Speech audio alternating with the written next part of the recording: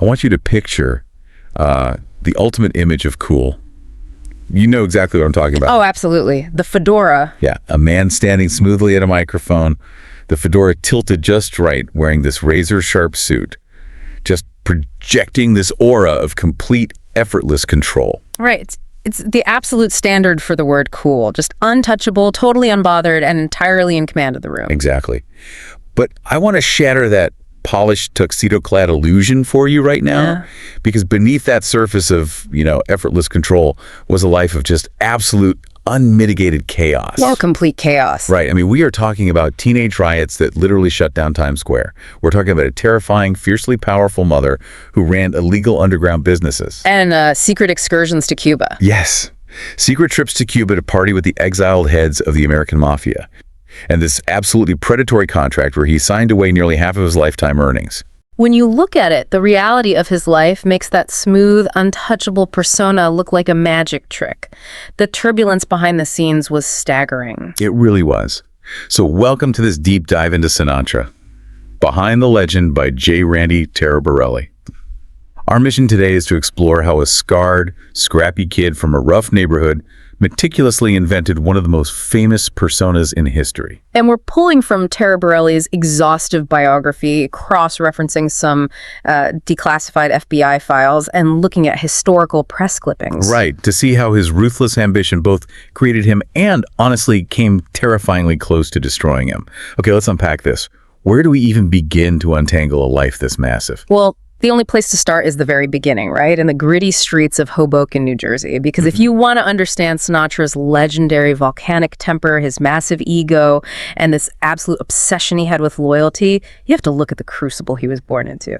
And honestly, the fact that he even survived his own birth in December of 1915 it's a medical marvel. I was reading the source material about his birth, and it sounds less like a joyous occasion and more like a traumatic medical emergency. It was a brutal entry into the world. Frank was a massive 13.5-pound baby. Wait, 13.5 pounds? Yeah, and his mother, Dolly, weighed barely 92 pounds. So the delivery required forceps, and the procedure was so violent that it left Frank's face, his neck, and his ear permanently scarred. Wow. And he was born completely unresponsive, not breathing at all. The doctor was in an absolute panic because he believed Dolly was bleeding to death. So he actually set the lifeless baby aside on the counter, just assuming he was dead. He just cast the baby aside to save the mother. He did, yeah. It was Frank's grandmother who saw this lifeless infant, scooped him up, and held him under the sink, running freezing cold water over him. That's wild. Right? She just held him there until his fragile lungs finally shocked open and drew air. He literally kicked and screamed his way into existence. That sets such a profound psychological baseline. And then you have the mother who survived that birth, Dolly Sinatra. Listening to the stories about how she operated in Hoboken, she doesn't sound like a typical neighborhood mother. I mean, she sounds exactly like a local mob boss. Oh, if Dolly was a mob boss, then Hoboken was her undisputed territory. I mean, she was a massive force of nature in that community. Right. Didn't she run a saloon? She did. During Prohibition, she ran a local saloon called Marty O'Brien's.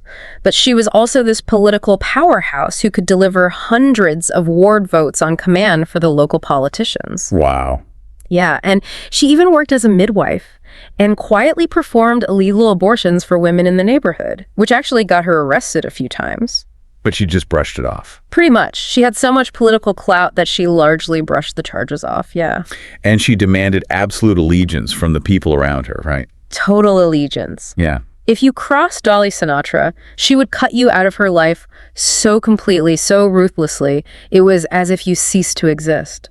That sounds exactly like Frank later in life. Yes. Exactly. She was fiercely protective of him, but she also possessed a notoriously foul mouth and wouldn't hesitate to smack him hard on the back of the head if he stepped out of line. So his temper wasn't just an act. Not at all. Frank's lifelong obsession with loyalty and that explosive temper he became famous for decades later, they weren't Hollywood affectations he invented to look tough. Those were literal survival skills he absorbed directly from Dolly's Hoboken playbook. He watched the master at work every single day. So what about his father, Marty? How did he fit into this intense dynamic? Well, Marty was the polar opposite of Dolly in a lot of ways. He was an immigrant from Sicily, a former boxer who actually fought under an Irish name, Marty O'Brien. All because of the Irish control of the boxing clubs? Right, just because the Irish controlled the boxing clubs and he could get better bouts that way. So Marty was quiet, but deeply, deeply stubborn. And he had a very specific traditional vision of the American dream for his son. Let me guess. A steady job. Yeah, he wanted Frank to get a steady, respectable job, maybe go to college, and build a quiet life. Which is the exact opposite of what Frank wanted. Precisely. When a teenage Frank dropped out of high school and flat out refused to do any kind of manual labor because he had already decided he was going to be a famous singer, Marty was disgusted. He looked at his teenage son and branded him a quitter. Ouch. Coming from your own father, especially a tough former boxer, that has to leave a mark. It was a profound psychological wound. But instead of crushing him, it became the psychological engine driving his entire life's ambition. Frank would scream back at his father, "I ain't no quitter." And Dolly would smack him for yelling, I'm sure. Oh yeah, she'd smack him for raising his voice in the house. But that specific word quitter, it haunted him. He spent the rest of his life pushing himself past human limits just to prove his father wrong. The paradox of his childhood is fascinating, though. He has this gritty, tough love environment, but he was also incredibly spoiled. The sources note he was an only child, which was incredibly rare in the working-class Italian-American community back then. Very rare. Yeah, and he had his own private bedroom, a charge account at a local department store, and so many custom-made clothes that the neighborhood kids mockingly called him Slacksy O'Brien. Right, and he was getting into brutal street fights because kids would mock his fancy clothes or the scars on his face, but he never backed down. He developed this unique combination of Hoboken street grit and a deep only child sense of entitlement. He just believed he deserved the spotlight. He really did. But just believing you deserve the spotlight doesn't get you there. Frank realized that to truly escape that quitter label, he couldn't just be another guy with a microphone. He had to completely reinvent the physical mechanics of singing. Yeah, because at that time, the undisputed king of popular music was Bing Crosby. And Bing had this incredibly relaxed, effortless style. Frank called it boo-boo-booing. Boo-boo-booing, I love that. Yeah, Bing essentially whispered into the microphone and let the electronics do all the heavy lifting. Frank knew he couldn't just be a Crosby clone if he wanted to dominate. He needed a sound that was distinct, powerful, and required undeniable skill. So he targeted the traditional Italian bel canto style. Exactly. For those of us who aren't, music historians, what is the practical difference between Crosby style and bel canto? Well, bel canto translates to beautiful singing. But in practice, it is pure athletic exertion. Instead of whispering, it requires projecting a full, rich, sustained tone from deep within the diaphragm. Like we're really belting it out. Right, you have to literally vibrate the air in the room. It requires immense physical power and breath control. But if he's refusing to work manual labor, how does a poor kid from Hoboken even get a foothold in the music industry during the Great Depression to practice this style? He leveraged his parents. Despite their deep reservations about his career choice, Dolly and Marty fronted him $65 to buy his own portable PA system and professional sheet music arrangements. $65 was a massive sum of money during the Depression. Huge. But it meant that if a local band wanted to sound good using his high-quality gear and modern arrangements, they had to hire Frank as their lead singer. So he was acting as an entrepreneur from day one, literally buying his way into the room. Yep. And he gets some early success with Harry James's band, but then he sets his sights on Tommy Dorsey's orchestra, which was an absolute juggernaut at the time. He's desperate for top billing, and the sources detail the contract he signed to get there. Oh, that contract. Hold on a second. I need to push back on this because the contract says he gave Tommy Dorsey 33 1/3% of his earnings, plus another 10% to Dorsey's agent. That's right. That is 33% of his income for the rest of his life. For life. Did Dorsey just see a desperate kid coming a mile away, or did Frank genuinely have an ego so massive he believed he'd eventually become too big for any piece of paper to hold him back? It was likely a volatile mix of both, honestly. A lot of desperation and monumental impatience. Dorsey was notorious in the industry for trapping young talent in absurdly predatory contracts. Yeah. And Frank wanted the massive platform Dorsey provided, and he wanted it immediately. He signed the paper knowing it was bad. But this period with Dorsey's band is the ultimate masterclass in self-invention. How so? Well, Frank wasn't just standing on stage collecting a paycheck. He was engineering his trademark sound by obsessively studying Tommy Dorsey's trombone playing. Wait, how does watching a guy play the trombone translate to vocal mechanics? So Frank noticed that Dorsey could play these incredibly long, complex musical phrases without seemingly ever stopping to take a breath. It looked like magic. All right. Frank watched him like a hawk from the stage and finally realized Dorsey had what Frank called a sneak pinhole in the corner of his mouth. A sneak pinhole? Yeah, he was sneaking in microscopic breaths of air from the side of his mouth while still blowing through the horn. Frank decided he needed to train his vocal cords and lungs to do exactly that. So he literally applies athletic training to his vocal cords. He did. He started going to public pools and swimming laps underwater, holding his breath while running song lyrics in his head, just to time exactly how long he could sustain notes without drowning. And then back on dry land, he would go to a local college track, sprint a lap, jog a lap, all while singing at the top of his lungs. That's insane. Purely to build up superhuman cardiovascular breath control. The discipline is just staggering, and it worked. He learned to sneak air from the sides of his mouth so silently that it looked like he could sing 6 or 8 bars seamlessly without ever drawing breath. Exactly. And then he pairs that superhuman breath control with his microphone technique. Right, because he realized the microphone wasn't just a stationary tool, it was an instrument to be played. He would romance the microphone stand, he would pull it intimately close for a soft whisper, then violently jerk it away when he belted a brassy, powerful note. He was physically engineering the illusion of effortless vulnerability. But pure engineered talent is rarely enough to trigger a massive cultural revolution on its own. Right. I mean, he had the voice, he had the breath control, but how does that translate into the sheer pandemonium we see later? Like, how crazy did the fans actually get in the early 1940s? Yeah. The defining moment is the Columbus Day riot of 1944.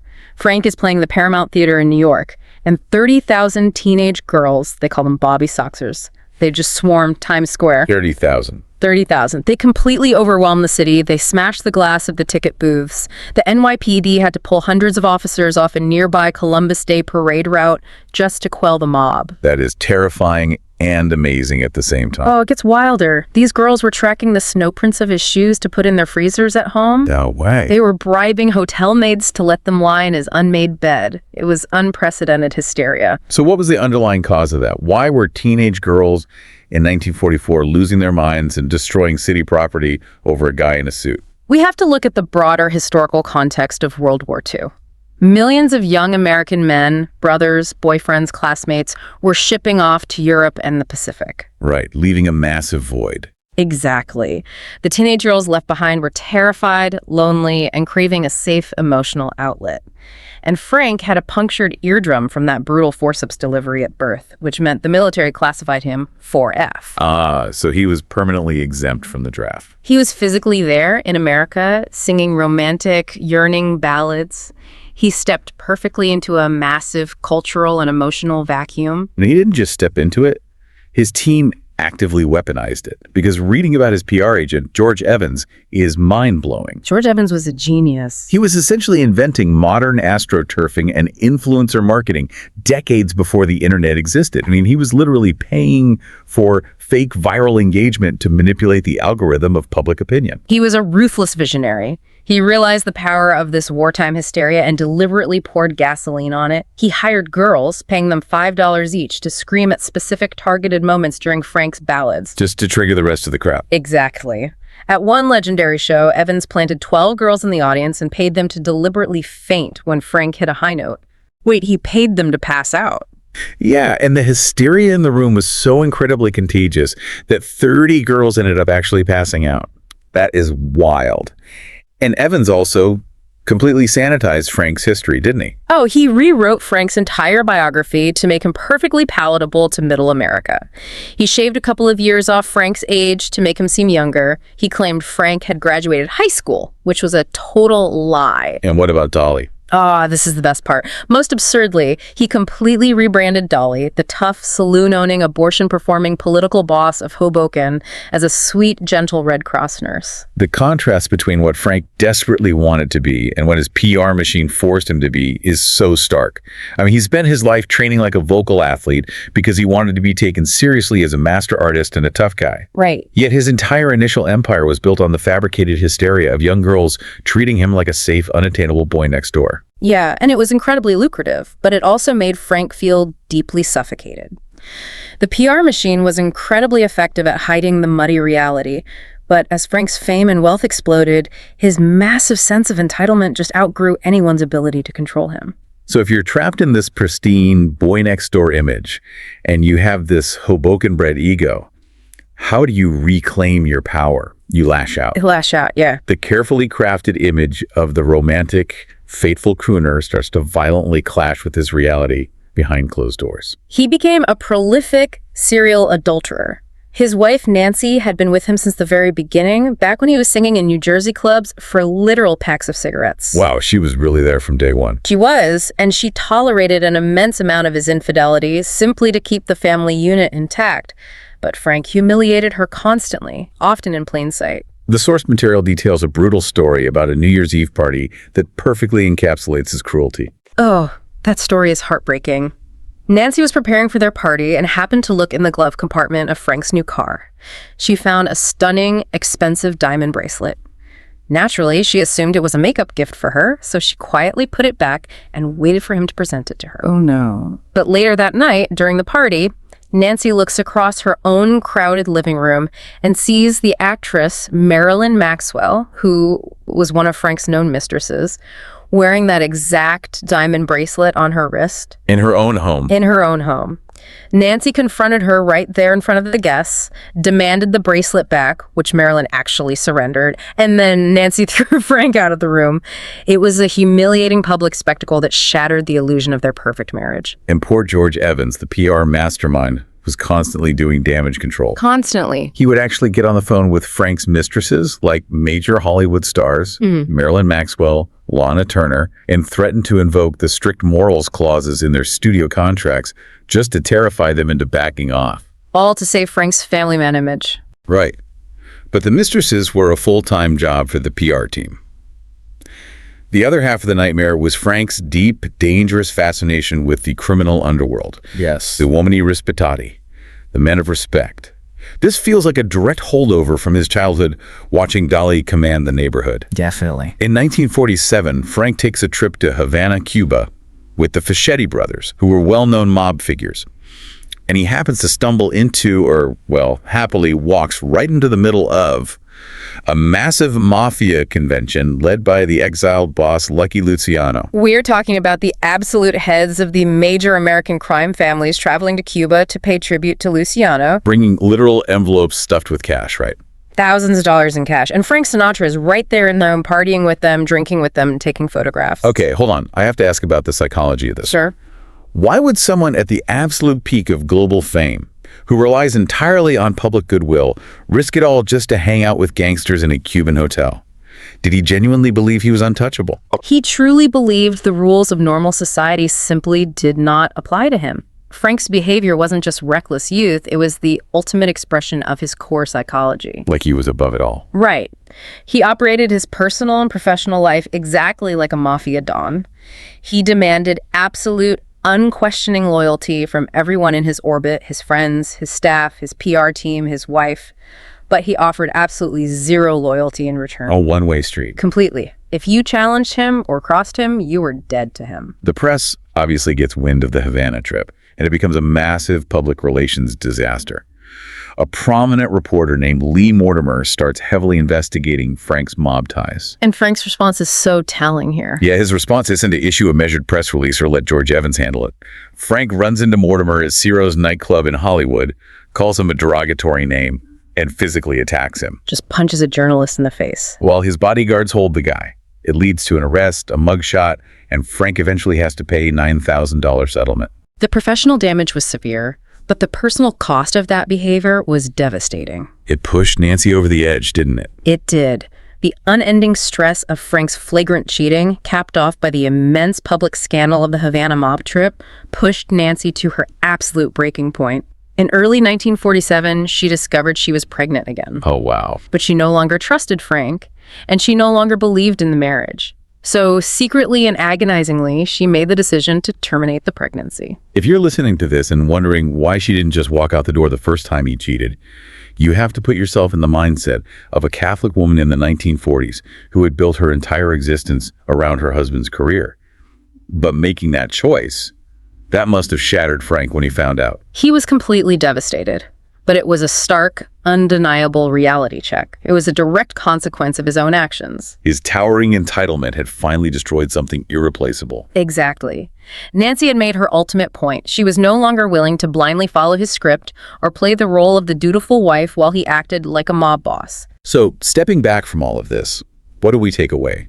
We've traced the path of a scarred infant who was left for dead on a counter, to a kid fighting in the streets of a Hoboken tenement, to a relentless vocalist swimming laps underwater to perfect a technique he stole from a trombone player. It's an incredible journey. He became a global cultural phenomenon, yet his massive ego continually alienated the very people who built the foundation of his success. The overarching takeaway is just how meticulously, physically, and psychologically crafted the Sinatra persona truly was.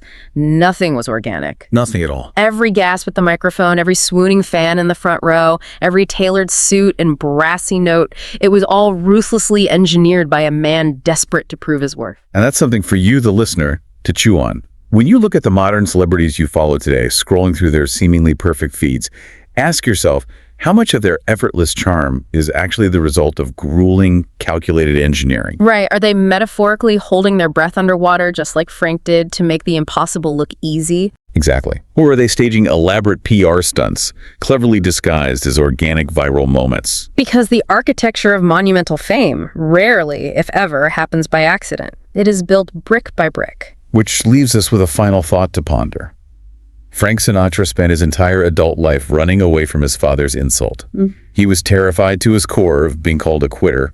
He pushed his body and his voice past human limits just to prove his father wrong. That's right. Yet, as he climbed to the very top of the world, he constantly quit on the people who helped him get there. He quit on his early bandmates to chase solo fame. He repeatedly quit on his loyal PR agent, George Evans, by destroying the image Evans built, and he ultimately quit on his devoted wife, Nancy. Does achieving that level of towering, monumental greatness inherently require a person to leave their basic humanity and their loyalty behind? That is the ultimate tragic paradox of the voice. The microphone technique is flawless, the suit is perfectly tailored, the pitch is exact. But when you look closely behind the legend, the waters are incredibly muddy.